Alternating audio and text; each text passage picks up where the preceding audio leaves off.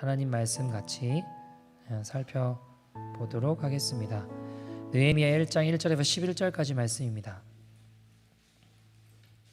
느헤미야 1장 1절에서 11절까지 말씀. 구약 성경 727페이지고요.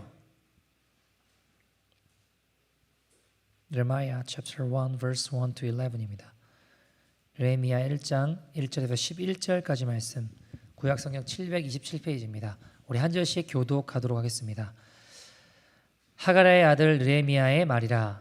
아닥사스다 왕 제20년 기슬르월에 내가 수산궁에 있는데 내 형제들 가운데 하나인 하나니가 두어 사람과 함께 유다에서 내게 이르렀기로 내가 그 사람 잡힘을 면하고 남아있는 유다와 예루살렘 사람들의 형편을 물은즉 그들이 내게 이르되 사로잡힘을 면하고 남아있는 자들이 그 지방 거기에서 큰 환난을 당하고 능욕을 받으며 예루살렘 성은 허물어지고 성문들은 불탔다 하는지라.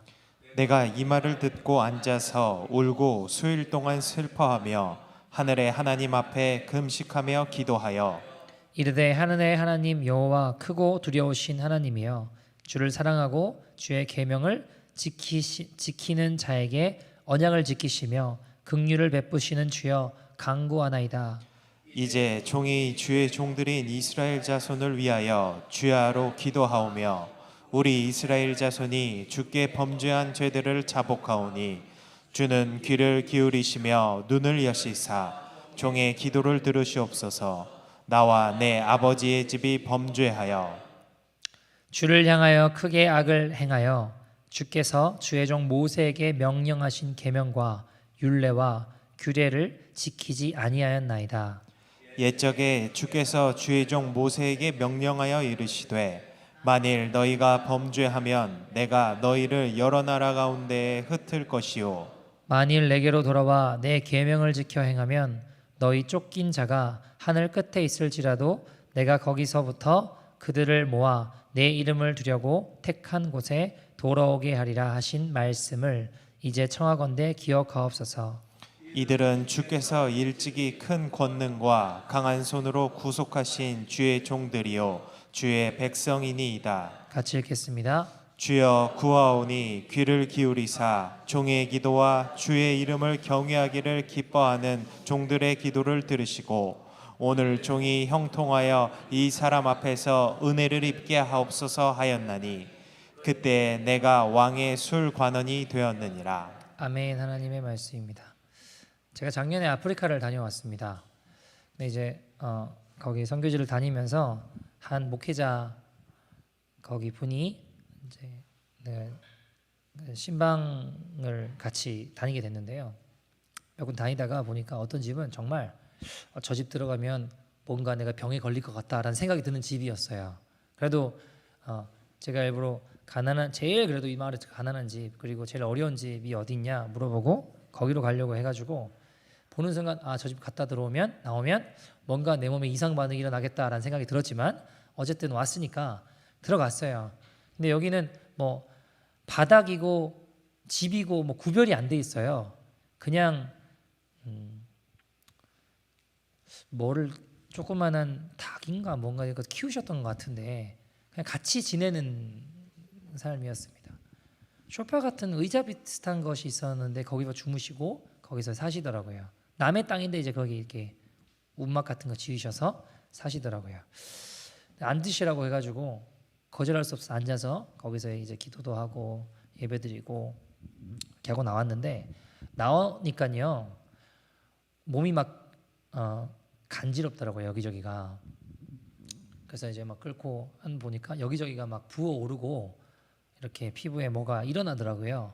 그래서 의료 선교사님한테 보여드리니까 알 깠을 수도 있다고 그러더라고요. 바로 그래가지고 어떡하냐 그러니까 연고 같은 걸 주시길래 아닐 수도 있고 그럴 수도 있다 그러시길래 그걸 발랐어요. 다행히 알 깐 건 아니었는데 그냥 온몸에 이것저것 많이 나서 이제 발랐었죠. 근데 너무 가난하고 나쁘게 표현하면 너무 비참하고 그 마을에 물이 없어요. 뭐 깨끗한 물이 없으니까 어떤 물이 있는데 보면 완전 흙탕물이고 거기 짐승들, 염소들 그냥 대변도 보고 하는데 그냥 그거 같이 마시는 거더라고요. 마시면 병 걸리겠다 싶은데 알고도 목마르니까 마시는 것 같아요. 참 가난하고 너무 어렵게 사는 모습을 보면서 참 속상했습니다. 그에 비해 여기 북미는요 참 풍요로워요. 그죠? 먹을 게 많이 남습니다. 버리는 음식, 버리는 쓰레기만 해도 엄청난 것 같아요. 먹을 것이 남아돕니다. 여러분 심지어 여기는요 쉘터에 가도, 노숙자들 쉘터에 가도 골라서 먹어요. 예를 들어 저희가 뭐 샌드위치를 쌌어요. 노숙자 주려고 가서 이제 드리려고 하면 뭐라고 하냐면 뭐 들었냐고 물어봐요. 원하는 게 아니면 안 먹겠다. 자기는 뭐 에그 뭐 이런 거 좋아하는데 그거 아니면 안 먹겠다. 선생님 자기는 BLT 아니면 안 먹는다. 그러고 일단 그래요. 그래서 이제 주고 어떤 사람은 받아놓고 뭐 버리기도 하고 뭐 그러더라고요. 근데 아프리카 가보면 정말 말 그대로 절대적인 빈곤입니다. 골라 먹는 게 아니라 먹을 것 자체가 없어요. 여러분 우리 입장에서야 보면 캐나다에서 살고 있고 또 이쪽에서 태어났으니까 감사할 일이지만 아프리카에서 태어난 사람들은 그들이 선택한 게 아니잖아요. 나 아프리카 태어나겠습니다 해서 태어난 거 아니잖아요. 그죠? 우리도 여기 캐나다에서 태어났건 한국에서 태어났건 풍요로운 땅에 태어나겠다고 스스로 결정하신 분은 없잖아요. 그죠? 지금 전쟁의 고난을 겪고 있는 우크라이나 난민들, 또 북한의 저 극빈층 사람들의 현실, 그들이 원해서 그 나라에 태어난 게 아니라 태어나고 보니까 우크라이나였고 태어나고 보니까 북한이었고 태어나고 보니까 아프리카였다는 겁니다. 인생이 왜 이렇게 불공평하냐는 겁니다. 그런 질문 해보신 적 없으세요? 우리 입장에서야 감사할 일이지만 그들 입장에서는 이거 너무 불공평한 거 아니냐는 겁니다. 하나님 선하시다고 하시는데 이런 일이 없어야 되는 거 아니냐는 겁니다. 하나님 살아계시다면 도대체 뭐 하시고 계시냐는 겁니다. 불공평한 거 아니냐는 겁니다. 여러분 어떻게 생각하세요? 그런 질문 해보신 적 아니면 또는 들어보신 적 있지 않으십니까? 먼저 굳이 우리가 하나님 생사를 확인할 필요는 없습니다. 하나님 뭐 살아계시냐 마냐. 여러분 하나님이 그저 한낱 피조물에 불과한 인간에게 다 이해가 되는 존재라면 다 설명이 된다면 어찌 하나님이시겠습니까? 먼저 우리가 그 전제를 가지고 들어가야 돼요. 한낱 피조물에게 다 설명이 되고 다 이해가 되는 분이 어찌 하나님이실 수가 있냐고요. 여러분 오늘 제가 제 설명이 완벽하다고 생각하진 않습니다. 그러나 오늘 우리가 느헤미야 이 말씀을 통해 하나님의 의도는 좀 알아볼 수 있을 것 같아요. 일단 지금 세상이 돌아가고 있는 게 정상은 아니에요. 그러나 여러분 이 모든 것이 죄의 결과지 하나님의 선하신 뜻이 아닙니다. 여러분 만약에 예를 들어 볼게요. 세상의 모든 부와 모든 먹거리와 모든 것들을 다 모아가지고 인류 70억인가요? 이 모든 사람에게 똑같이 공평하게 만약에 나눠줬어요. 그럼 유지가 될까요? 안 될까요? 여러분 30분만 지나도 불공평은 바로 일어날 겁니다. 이것이 욕심의 노예가 된 인간의 모습이에요. 성경적으로는 죄의 노예가 되었다고 이야기를 하죠. 이기적이고 욕심이 가득하기에 잠시만 시간이 지나도 바로 불공평은 일어납니다. 여러분 하나님은 그럼 이런 불공평한 세상에 뭐라고 계시나? 뭐라고 계실까요? 하나님은요 그래서 바로 우리를 부르신 거예요. 여러분 그 고통받는 지역을 보며 관심이 생기고 마음이 아프다면 주님이 바로 나를 보내셨고 내가 움직이길 기다리고 계신다는 겁니다. 하나님이 가만히 계신 게 아니라 하나님이 보낸 내가 가만히 있다는 것입니다. 여러분 오늘 본문에 느헤미야에 대한 이야기죠. 자기 형제 하나니가 2절 말씀에 보시면 2절 3절 말씀 보시면 어떤 내용이 나오나요? 자기 형제인 하나니가 예루살렘에 대한 소식을 전해줍니다. 귀한 자로 에스라와 함께 12년 갔다가 12년 만에 지금 하나니가 페르시아로 다시 돌아와서 예루살렘의 상황을 자기 형 느헤미야에게 알려주는 거예요. 2절 3절 말씀 같이 읽어볼까요? 같이 읽겠습니다. 시작. 내 형제들 가운데 하나인 하나니가 두어 사람과 함께 유다에서 내게 이를 얻기로 내가 그 사람 잡힘을 면하고 남아있는 유다와 예루살렘 사람들의 형편을 물은즉 그들이 내게 이르되 사로잡힘을 면하고 남아있는 자들이 그 지방 거기에서 큰 환난을 당하고 능욕을 받으며 예루살렘 성은 허물어지고 성문들은 불탔다 하는지라. 여러분, 그들이 주변에서 얼마나 많은 수모와 어려움을 당했는지, 그리고 여러분, 남유다가 기원전 586년에 이제 망하죠. 예루살렘 성벽이 회파된 이후에 무려 지금 한 140년 동안 그대로 방치되어 있는 상황입니다.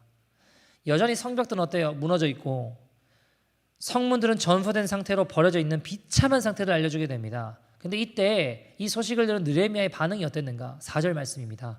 같이 읽어볼까요? 4절 시작. 앉아서 울고 수일 동안 슬퍼하며 하늘의 하나님 앞에 금식하며 기도하여. 여러분 한번 생각해 봅시다. 그 소식을 느헤미야만 들었을까요? 이스라엘에 대한, 예루살렘에 대한 소식을 느헤미야만 들었을까요? 다른 사람들도 들었을 것입니다. 그러나 다른 이들은 그저 자기 살기에 급급했습니다. 자신의 명예와 소욕, 자기 가족의 안위만 생각하며 살았다고요. 분명히 지금 예루살렘은 불탔고 무너졌다는 소식 많은 사람이 들었었지만 그것을 보며 아파하고 눈물로 기도하며 나아가는 것은 느헤미야였다는 것입니다. 뭘까요? 그 일에 느헤미야를 대안으로 부르신 겁니다. 사랑하는 여러분, 눈물이 사명입니다. 느헤미야는 예루살렘의 소식을 듣고 수일을 울며 하나님 앞에 금식하며 기도하며 나아갔다라고 이야기합니다. 뭐라고 기도했나요? 5절에서 7절 말씀 한번 읽어볼까요? 이렇게 기도합니다. 같이 읽어보죠. 시작. 이르되 하늘의 하나님 여호와 크고 두려우신 하나님이여 주를 사랑하고 주의 계명을 지키는 자에게 언약을 지키시며 긍휼을 베푸시는 주여 간구하나이다. 이제 종이 주의 종들인 이스라엘 자손을 위하여 주야로 기도하오며 우리 이스라엘 자손이 주께 범죄한 죄들을 자복하오니 주는 귀를 기울이시며 눈을 여시사 종의 기도를 들으시옵소서. 나와 내 아버지의 집이 범죄하여 주를 향하여 크게 악을 행하여 주께서 주의 종 모세에게 명령하신 계명과 율례와 규례를 지키지 아니하였나이다. 자, 보세요. 지금 어떤 내용인가요? 민족과 백성의 죄를 어떻게 한 거예요? 내 죄로 끌어안은 거예요. 그들의 비고 소진된 자리를 내 책임으로 끌어안고 가는 겁니다. 여러분, 고향 예루살렘이 무너졌습니다. 불탔습니다. 소실되었습니다. 망했습니다. 소식 다 들었습니다. 그러나 대부분은 아이고 안타깝다, 어쩌나 하고 그대로 자신의 살아왔던 삶을 그대로 살아갔습니다. 그런데 왜 느헤미야는 왜 눈물로 기도합니까?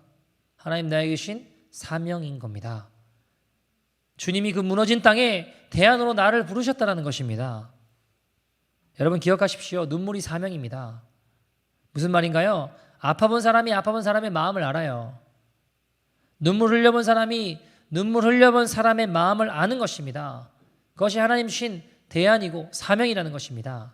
여러분 한번 어떤 성도님하고 식사를 하는데 그 웨이트레스 분을 되게 잘 해주시더라고요. 식사 후에 그릇도 막 어떻게 정리하는지 다 알아요. 다 정리해 놓으시고 팁도 잘 주시고 보니까 이분이 뭐예요? 식당에서 일을 해본 분인 거예요. 웨이트레스가 어떤 점이 힘든지 어떤 점이 어려운지 너무 잘 아시는 겁니다. 왜요? 그 일을 해보면서 힘들었거든요. 내가. 저는 잘 몰라요. 근데 그분은 잘 알더라고요. 해본 사람이 그 어려움과 아픔을 잘 아는 법입니다. 여러분 어떤 아이는 PK로 태어났어요. 그 Pastor's Kids, 그러니까 뭐 선교사님 자녀, 목사님 자녀로 자라왔습니다. 그런데 목회자 자녀들의 이 친구는요, 목회자 자녀들의 그 아이들의 서러움과 아픔을 누구보다 잘 알아요. 왜 그럴까요?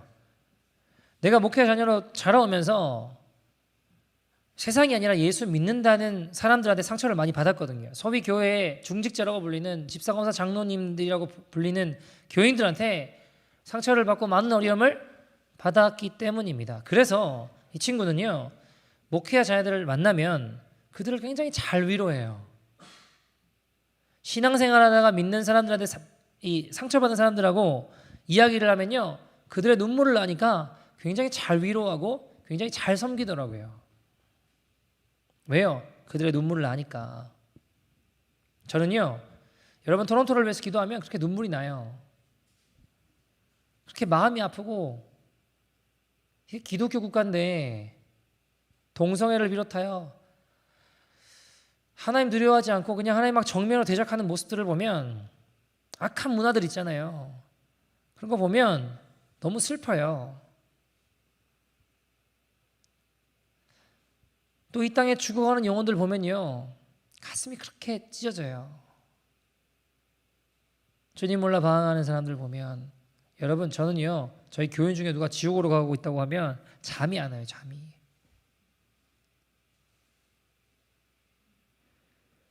지옥이 어떤 것인지 제가 조금은 아니까. 절대로 거긴 가면 안 되니까. 불구가 되고 모든 것을 다 잃어버린다고 해도 거기만 가면 안 되거든요.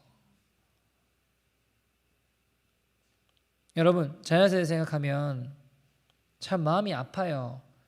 성도님들 가정마다 자녀 문제가 없는 집이 없어요. 근데 그 아이들이, 또 방황하던 사람들이, 주님 모르던 자들이 회복되며 주님의 사랑 앞에 굴복할 때 얻는 기쁨은요, 여러분, 세상 그 어떤 것과도 비교할 수가 없습니다.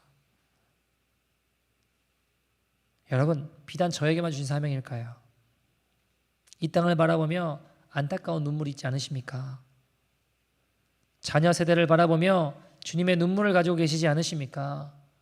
여러분, 우리가 왜 저 십자가를 바라보며 눈물 짓나요?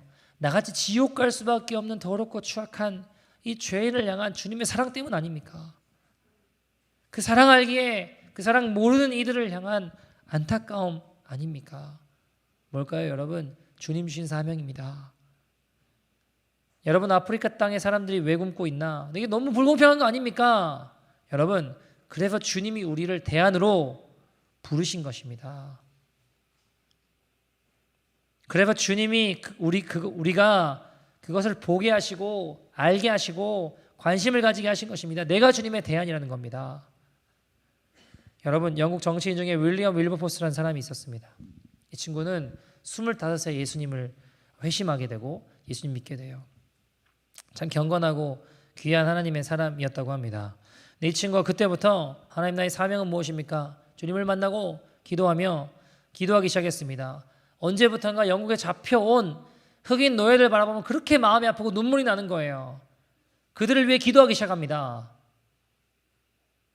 눈에 그 모습이 떠나지 않고 눈물로 기도가 나오기 시작해요. 그래서 하나님, 내게 주신 사명이 이 흑인 노예들을 해방하는 일들을 위해 나를 부르셨구나 발견하고 27살에 노예 폐지 운동을 일으킵니다. 근데 처음에 노예 폐지하자, 법안 제출하고 뭐 어떻게 하려고 하면 반발이 너무 거세게 뻔하니까 먼저는 노예 무역을 없애야겠다 해가지고 노예 무역 폐지 협회를 창설합니다. 사람들을 설득하기 시작해요. 흑인 노예들의 참상을 알리고 언론에다가 계속 이제 여론몰이를 하는 거죠. 1788년에 영국 총리 윌리엄 피트가 노예무역 검토를 위한 자문위원회를 설치하게 됩니다. 안타까운 건 1791년도에 제출된 노예제도 폐지 법안이 부결돼요. 여러분, 자 그러면 입장 바꿔놓고 해도 안 되나 그런 생각 들지 않을까요? 자기가 사방팔방 뛰어다니면서 열심히 사람들 설득하고 언론에 여론몰이하고 이거 바꿔보려고 없애보려고 노력하는데 안 된단 말이에요. 부결되고 막 이게 떨어지고 안 돼요. 그러면 안 되나, 내게 주신 사명이 아닌가 하고 좌절할 수 있는 거 아니에요? 근데 그는 이듬해인 1792년에 점진적 폐지 방안을 가지고 의원들을 찾아다니면서 설득하기 시작해요. 하원에서 법안을 통과시킵니다. 그러나 또 문제가 발생합니다. 그 다음 연도에 프랑스와의 전쟁이 벌어지며 다 유야무야 되고 말니다. 여러분, 그 이후에도 11차례나 좌절을 겪습니다. 흑인 노예제도 없애려고 하다가 생명의 위협도 여러 차례 경험합니다. 심지어 건강도 악화됩니다.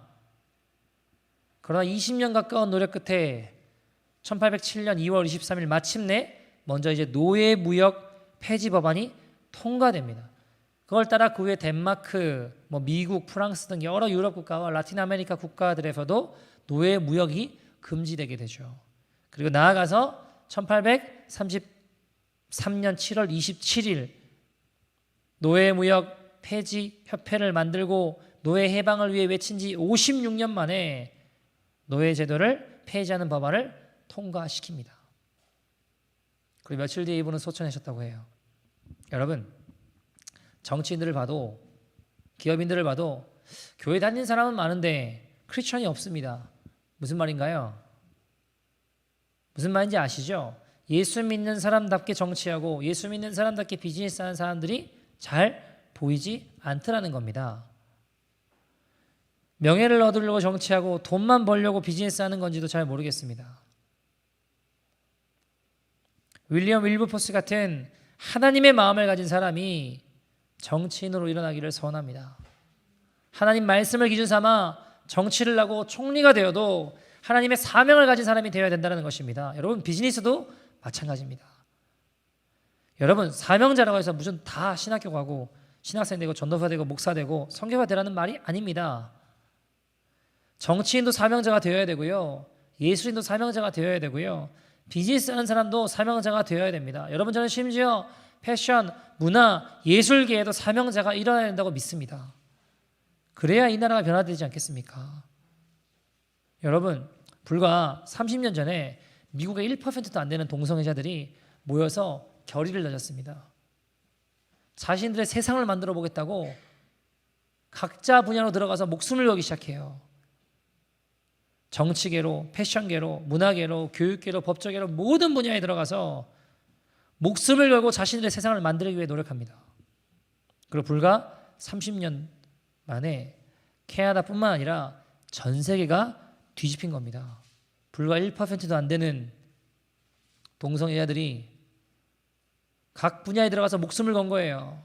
자신들의 세상을 만들어 보겠다고. 정말 그렇게 되었습니다, 여러분. 여러분, 우리가 목숨 걸고 하나님 마음 가지고 일어나면 이 땅이 아무리 죽음 같고 끝나버린 것 같아도 새롭게 변화됩니다. 주님이 하십니다. 주님 우리에게 관심을 주시고 눈물을 주셨습니다. 여러분, 기억하십시오. 관심이 사명이고 부담감이 사명이고 눈물이 사명입니다. 네, 여러분 아십니까? 이 악하고 고통스러운 악한 세상을 보면서 때로 눈물이 짓고 고통스러워하고 아파하는 마음이 들죠. 그것도 귀한 거예요. 그런데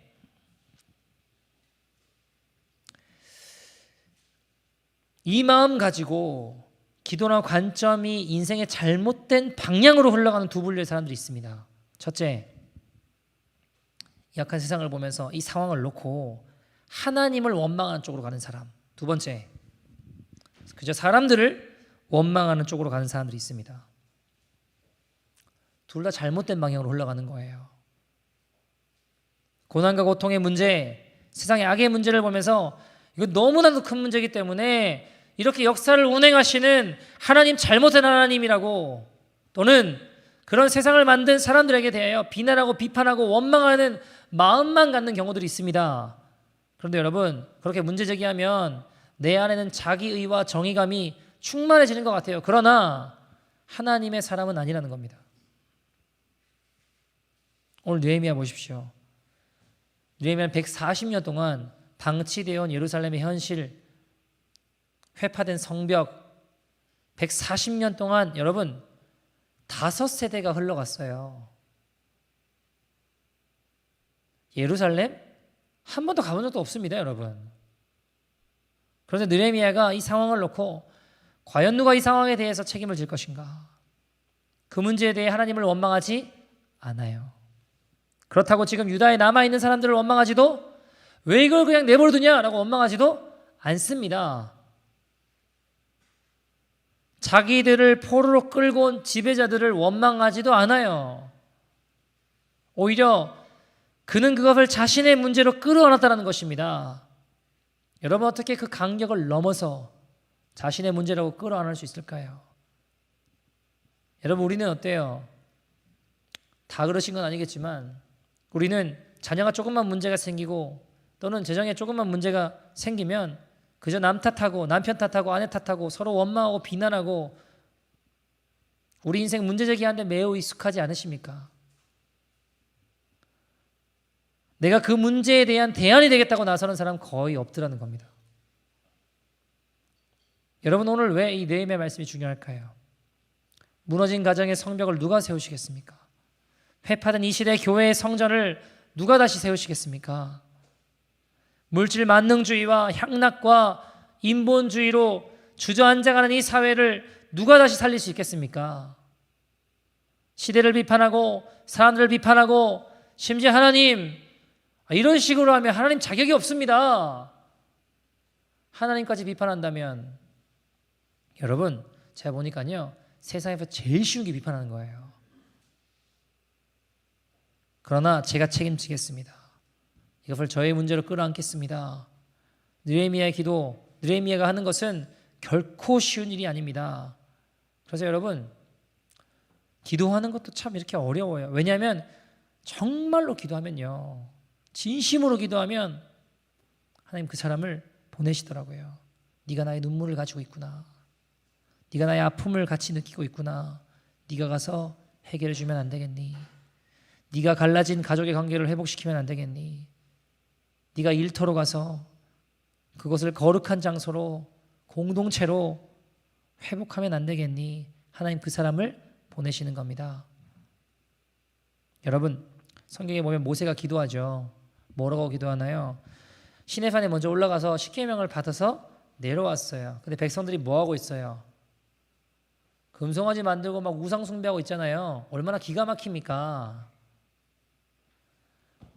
그래서 그들을 징계하신 후에 하나님 앞에 뭐라고 기도하나요? 모세가 하나님이 내가 이스라엘 백성들 가나안 가라. 나는 너희들과 함께 가지 않겠다 그러시잖아요. 모세가 뭐라고 기도하죠? 하나님 저들을 용서해 주시고 저들과 앞으로도 동행해 주십시오. 만약에 하나님 저들을 버리실 거면 차라리 저를 생명체 제 이름 빼주십시오. 지워주십시오. 흐려주십시오. 여러분에게 무슨 기도입니까? 주님 저희 방대 지도자 못 해먹겠습니다. 안 하겠습니다. 이게 아니에요. 뭐예요? 영원한 하나님의 나라 생명책에 내 이름을 차라리 지우십시오. 이스라엘 백성들을 살려주시지 않을 거면 제 이름도 지워주십시오.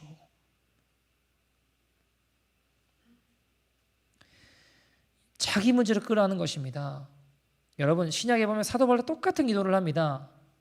이스라엘 백성들을 놓고 기도하죠. 로마서 9장에 보면 나의 골육 친척 이스라엘 버림받지 않게 해주십시오.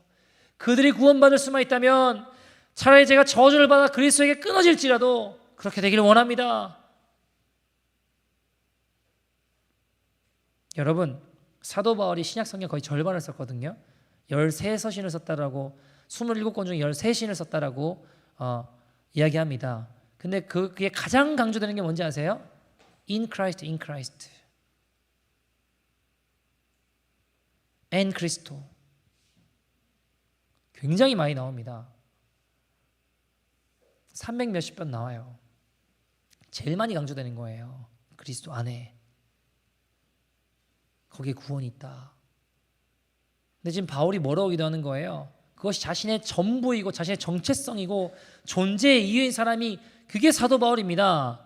근데 뭐라고 기도하는 거예요? 내 백성, 내 동포 이스라엘을 건져주시길 원합니다.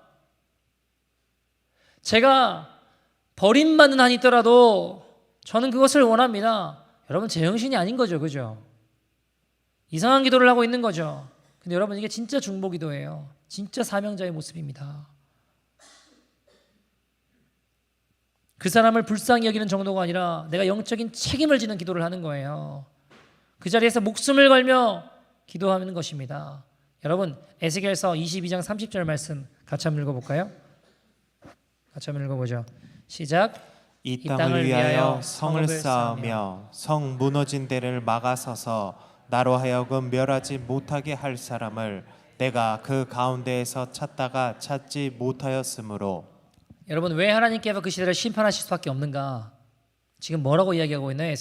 에스겔 말씀은요. 이 무너진 데를 자신의 온 몸으로 맡겠다는 사람이 아무도 없다라는 것입니다. 하나님, 과연 이 어둡고 악한 세상에 과연 무엇을 하고 계시는가? 이 어려운 인생 가운데 하나님 도대체 무엇을 하고 계십니까? 이 어려운 시대에 하나님 무엇을 하고 계세요? 그 질문은 바로 우리 자신에게 돌아오게 되어 있다는 것입니다. 하나님은 고통받는 세상 가운데 우리를 해답으로 보내셨어요. 하나님이 고통받는 가정에 왜 아무도 아무 일도 안 하고 계십니까? 하나님 뭐라고 그러세요? 내가 너를 보내지 않았느냐? 하나님이 고통받는 시대와 현실 가운데 하나님 도대체 뭘 하고 계십니까? 그래서 내가 너희를 보내지 않았느냐? 예전에 저도요, 인생이 너무 힘들고 막 집안 망하고 동생 병원에 뭐 죽네 사네 하고 너무 힘들더라고요. 신앙이 막 그냥 밑바닥이고 하나님 원망을 많이 했습니다. 내 인생이 도대체 뭔가, 죽고 싶어도 죽을 자신도 없고. 기도할 때 하나님 제 인생에 좀 해답을 주세요. 길을 좀 열어주시고 해답을 주세요. 제 인생에 길을 열어주세요. 제 인생에 대안을 주십시오. 저 주님을 만나고 제 기도가 어느 순간부터 바뀌기 시작하더라고요. 뭐라고 바뀔까요?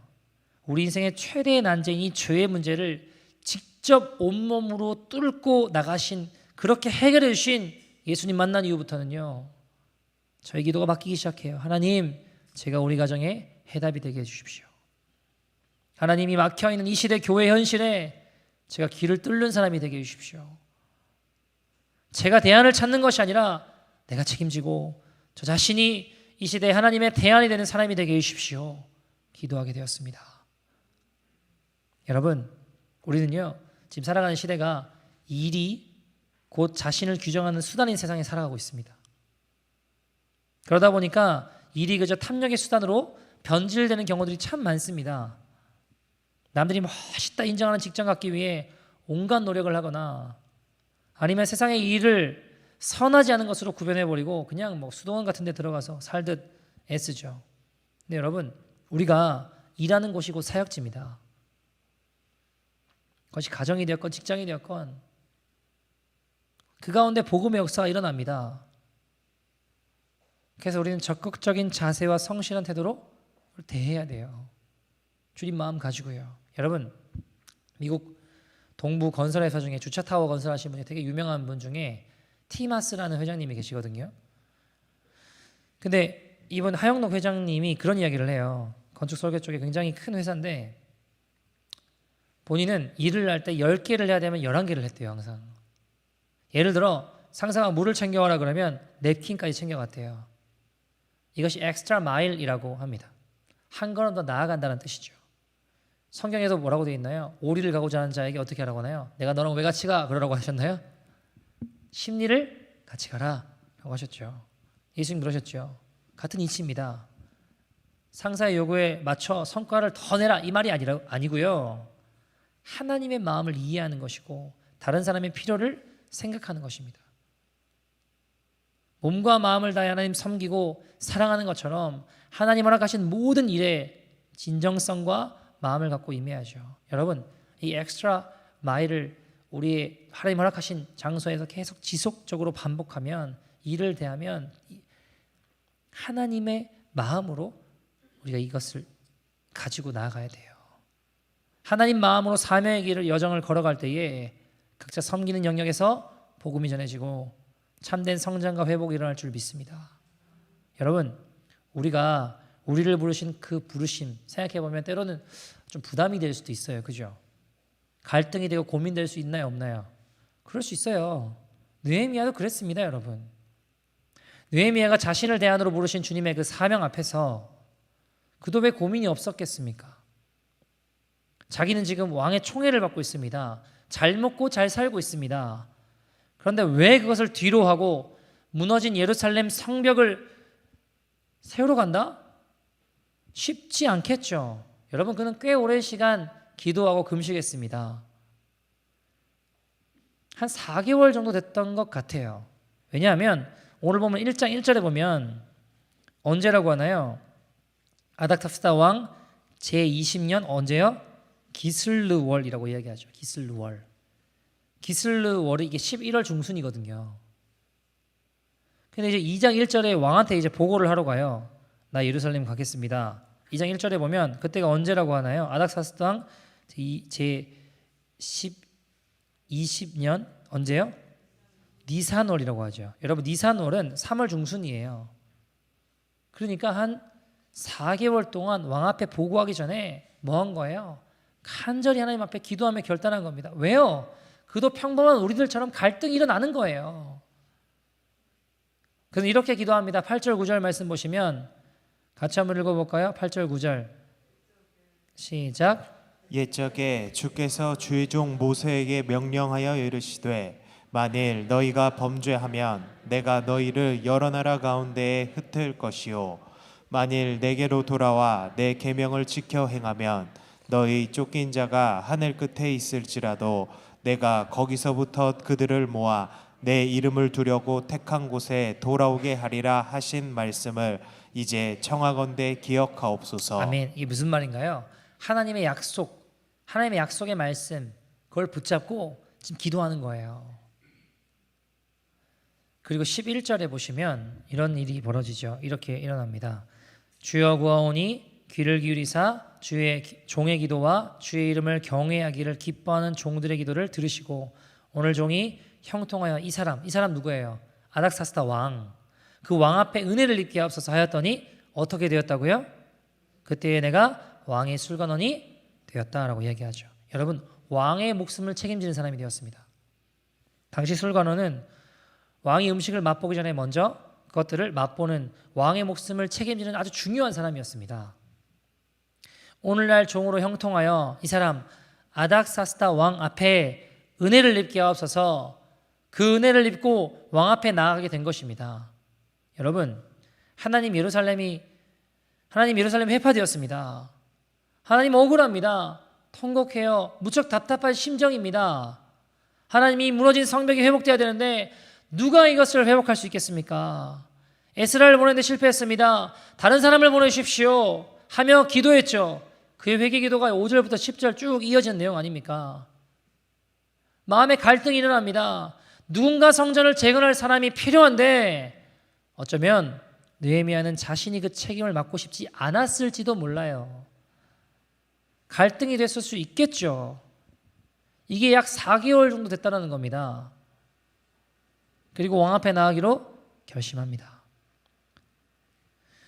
네가 하면 되잖아. 네가 가라 하는 마음이 들었지만 어때요? 싫었어요. 결단을 미루고 회개하고 하나님 능력을 찬양하고 기도하다가 도저히 견딜 수가 없어서 결국 하나님 제가 가겠습니다. 제가 갈 테니 오늘 종으로 형통하여 이 사람 앞에 은혜를 입게 하옵소서. 그리고 그 기도가 응답된 것입니다. 사랑하는 여러분, 무너진 성벽 누가 재건하시겠습니까? 내가 해야 됩니다. 무너진 성벽 회복하는 일은 지금 내 옆에 있는 사람이 하는 것도 아니고요. 저기 멀리 있는 사람이 하는 일도 아닙니다. 나로부터 시작되는 겁니다. 내가 결단할 때 이 땅에, 우리 가정에, 일터에, 교회에 무너진 성벽들이 재건될 것입니다. 한 이야기 들고 말씀을 좀 마치죠. 얼마 전에 돌아가신 고 병규정 목사님이십니다. 이분은 어린이 사역의 대가라고 불리셨던 분이시죠. 꽃동산 교회에서 사역하셨는데요. 애들이 뭐 몇천 명씩 있었던 것 같아요. 애들만. 진짜 대단한 게 제가 보니까 가면 그러니까 고학년, 5, 6학년 있잖아요. 5, 6학년이 안내도 하고 애들을 섬기고 밑에 저학년 애를 섬기고 그 밑에 저학년 애를 붙잡고 막 울며 기도하고 막 그래요. 눈물로 아이들 위해 기도합니다. 이분이 어린이 부흥회를 참 많이 다니신 분이신데 그럼 왜 이분이 이런 사역을 하시게 됐냐? 이분 이야기예요. 이분은 2살 때 소아마비를 앓아서 왼쪽 다리를 거의 못 쓰게 되었습니다. 왼쪽 다리가 오른쪽 다리보다 더 가늘고 더 짧아요. 걸을 때면 어떨까요? 절겠죠. 어린 시절 다리를 저는 자신을 바라보며 때로는 왜 하나님께서 이런 아픔을 내게 주셨나 하는 생각이 들고 원망하는 마음이 들고 많이 울기도 했다라고 합니다. 근데 어린 시절에 매일 새벽 4시 반이 되면 병희정 목사님을 등에 업으시고 새벽기도 가셔서 저를 품에 꼭 안으시고 해가 중천에 들 때까지 하나님 제 다리를 우리 아들에게 주실 수 없습니까? 이 어미의 다리를 제 아들에게 주실 수 없습니까? 또 기도하시며 계속 우셨던 어머니의 기도 소리가 아직도 귓가에 생생히 들리는 듯 하다고 하십니다. 어머니 다리라도 주고 싶었던 그 사랑을 잊을 수가 없는 거죠. 그때 흘리셨던 어머니의 그 눈물, 저의 다리, 저의 가슴으로 흘러내렸습니다. 그때 만약 어머니께서 이 목사님을 포기하셨다면 어떻게 되었을까? 어느 날 하루는 주일학교에 예배 후에 2부 순서에 약간 활동하는 게 있었는가 봐요. 움직이고 이렇게 뭐 뛰는 건지 뭔지 어떤 게임을 하는 게 있었던 것 같습니다. 근데 이분은 쉽지 않잖아요. 자기도 모르게 선생님한테 손을 들고 선생님 밖에 좀 잠시 나갔다 오겠습니다 하고 밖으로 나와서 교회 담벼락 앞에서 그렇게 하염없이 기대어서 울었대요. 어른들은 제가 다리가 아프지 않으면 멀쩡했으면 하나님께로 도망갈까 봐 하나님이 제 다리를 아프게 하셨다는 말씀을 많이 들었는데 하나님 저는 이해가 안 됩니다. 왜 다 같이 주일학교 다니고 다 같이 하나님 믿는데 다른 아이들은 다리가 아프지 않은데 저만 다리가 아파야 됩니까? 무너지는 어린 마음을 하나님께서 성경 말씀을 통해 이렇게 위로해 주시는 것 같았습니다. 다리가 아프다고 울지 마라. 네가 아픈 것은 부모 때문도 그 누구의 잘못 때문도 아니란다. 네가 장애를 입은 것은 하나님의 사랑 때문이다. 네가 태어나기 전부터 이렇게 정해진 것이란다. 하나님 그의 사랑하시는 어린 아이들에게 다 한 가지 이상의 아픔을 주신단다.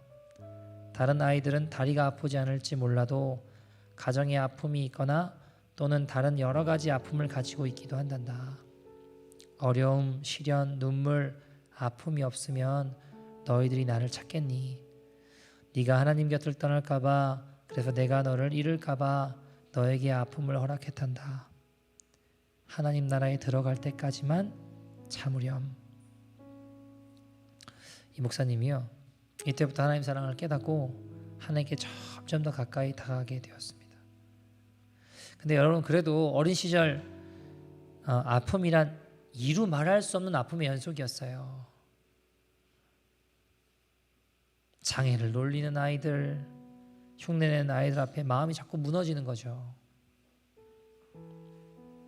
여러분 이 목사님이요 천천히 걸으면 천천히 걷는 대로 빨리 걸으면 빨리 걷는 대로 걷는 모습을 막 흉내내기도 하고 책가방을 뺏어서요 서로 던지고 주고받다가 결국 가방이 땅바닥에 떨어져 안에 막 다 내동댕이 치고 가방에 쏟아진 소지품들을 붙들고 서럽게 울던 기억들이 많이 있으시다고 합니다.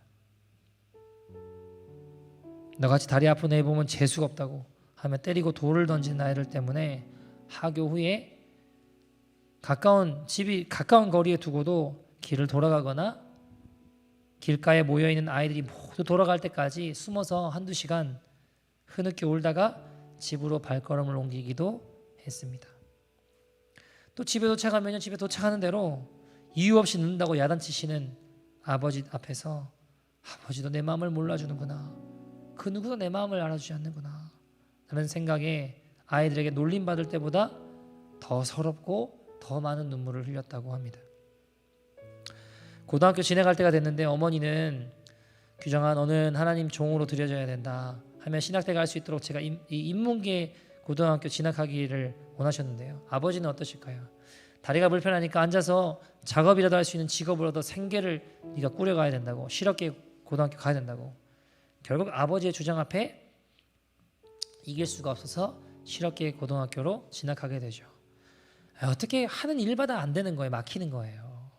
취직도 안 되고 대학도 떨어지고 다리는 불편하고 소지품이라고 하고는 주민등록증 하나밖에 없는 겁니다. 이런 내 인생을 바라보면 스스로 하염없이 비참하게 느껴질 수밖에 없는 거죠. 네, 이때도 어머니는 하나님께서 너를 기다리신다 하시며 손을 붙잡고 격려해 주시고 기도해 주셨어요. 총신대학교 시험을 보는 날, 시험 보는 내내 어머니는 그 수험표 붙잡고 교회에서 기도를 하셨습니다. 그 눈물과 기도가 계속 들린다고 하잖아요. 시험 전날 특히 산에 명희정 목사님 데려가셔가지고 옆에 자라고 하시면서 밤새 하나님께 수험 번호를 얼마나 부르시는지 자면서도 그 수험 번호를 잊을 수가 없으셨다고 합니다. 그리고 여러분, 하나님께서 그 어머니의 간절한 기도와 눈물을 받으시고 결국 주의 종의 길을 열어주셨죠. 어머니가 이런 말씀을 남기셨다고 합니다. 너 넘어질 때마다 예수님을 생각해라. 네 다리 쳐다보는 아이들을 위해 기도해라. 넘어질 때마다 주님의 십자가를 생각해라. 넘어져 손을 다칠 때마다 주의 손에 못 박히심을 생각해라. 넘어져 다리를 다칠 때 주님 다리에 못 박히심을 생각해라. 네가 쓰러진 자리에 주님이 먼저 쓰러지셨다. 네가 넘어진 자리에 주님이 먼저 넘어지셨다. 내가 너를 위해 오늘날까지 하나님의 종이 되도록 기도하고 하나님 앞에 매달렸던 것을 하나님께서 기억하시고 반드시 이루실 것을 나는 믿는다.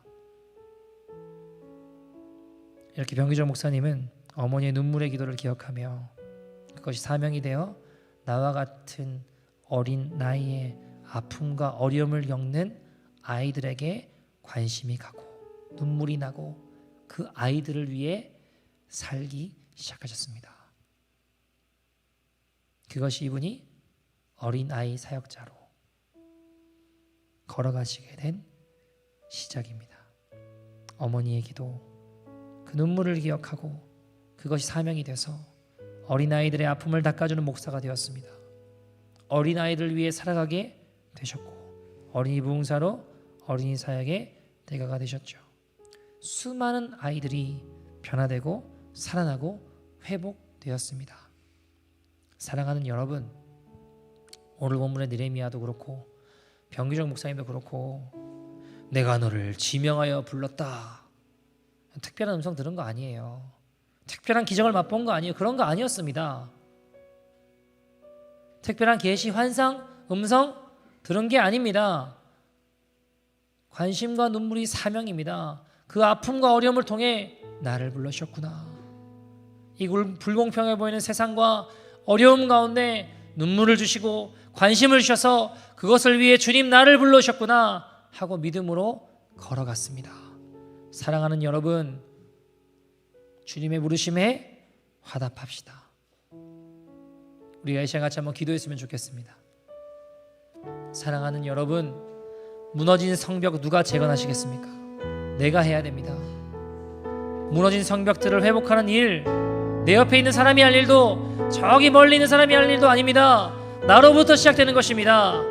내가 결단할 때 이 땅에, 우리의 가정에, 일터에, 교회에 무너진 성벽들이 재건될 것입니다. 우리가 이 시간 통곡하는 심정으로 하나님 앞에 기도합시다.